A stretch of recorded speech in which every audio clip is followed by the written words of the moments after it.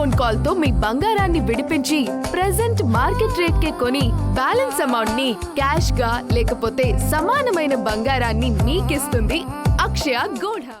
మూర్ఛ వచ్చిన వారు ఒక్కసారిగా కింద పడిపోతారు. వాళ్ల కాళ్ళు చేతులు కొట్టుకుంటాయి. ఇలాంటి పరిస్థితులను చూస్తే ఎదుటివారికి కాస్త భయం వేస్తుంది. అయితే అలాంటి సమయంలో ఆందోళన చెందకుండా మూర్ఛ వచ్చిన వారికి సాయం చేయడం ఎంతో ముఖ్యం. వారికి తోడ్పాటును అందిస్తే త్వరగా సాధారణ స్థితికి వస్తారు. మరి మీ ముందే ఎవరికైనా మూర్ఛ వస్తే ఎలా స్పందించాలి, ఎలాంటి జాగ్రత్తలు తీసుకోవాలో ఇప్పుడు చూసేయండి. ఎవరికైనా మీ ముందు మూర్ఛ వస్తే భయపడకుండా కొన్ని పనులు చేయాలి. మూర్ఛకు గురైన వ్యక్తిని చూసి ఆందోళన చెందకుండా మీరు ప్రశాంతంగా ఉండాలి. చుట్టూ జనాలు గుమిగూడకుండా చేయాలి. వారికి గాలి బాగా ఆడనివ్వాలి.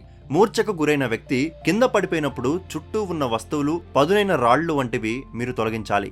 వారికి గాయాలు కాకుండా అన్ని జాగ్రత్తలు తీసుకోవాలి. ఆ వ్యక్తి తల కింద మృదువైన బ్లాంకెట్, టవల్ లాంటివి ఉంచాలి. మూర్ఛకు గురైన వారి చేతులు, కాళ్ళు బలవంతంగా పట్టుకుని ఆపేందుకు ప్రయత్నించొద్దు. మూర్ఛ వచ్చిన వ్యక్తికి వెంటనే నీరు తాగించకూడదు. ఆ సమయంలో వారు నీటిని మింగలేరు. నీరు పోస్తే ఊపిరి ఆడక ఇబ్బంది పడతారు. మూర్ఛ కాసేపటికి ఆగిపోతుంది. ఆ తర్వాత నెమ్మదిగా ఆ వ్యక్తిని ఓ వైపు తిప్పి పడుకోబెట్టాలి. ఇలా చేస్తే వారి నోటిలోని లాలాజలం బయటకు వెళ్లి శ్వాస సులభంగా ఆడుతుంది. మూర్ఛ వచ్చినప్పుడు వారి చేతిలో ఇనుప వస్తువులు, తాళం చెవులు వంటివి పెడుతూ ఉంటారు. ఇలా చేయడం వల్ల ఎలాంటి ఉపయోగమూ లేదు. అది అపోహ మాత్రమే. చేతిలో ఇనుప వస్తువు పెట్టడం వల్ల మెదడుపై ఎలాంటి ప్రభావమూ ఉండదు.